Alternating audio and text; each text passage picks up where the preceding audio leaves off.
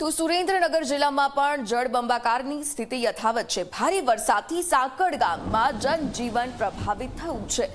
વરસાદે વિરામ લીધા બાદ પણ ગામની સ્થિતિ ગંભીર છે।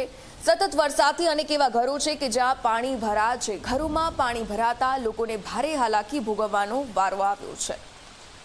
તો આ વરસાદી પાણીમાં ઘરવખરી લોકોની તણાઈ ગઈ છે। ઘરવખરીને પણ વ્યાપક પ્રમાણમાં નુકસાન થયું છે। ભારે વરસાદથી સાંકળ ગામનું જનજીવન પણ હવે ત્રસ્ત થઈ ચૂક્યું છે।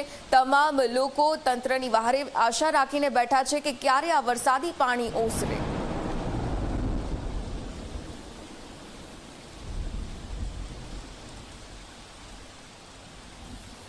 અત્યારે તમે જુઓ તો અમારા ગામમાંથી ક્યાં આવવું હોય તો કોઈ આવી ન શકે। આ તો અમે અત્યારે જીવના જોખમે આ બાજુ આવ્યા છીએ, કારણ કે કઈ ખાવા પીવાનું બે દી થી ને અખંડ વરસાદ પડે છે, પણ તો ખાવા પીવાનો સામાન બધો પતી ગયો છે।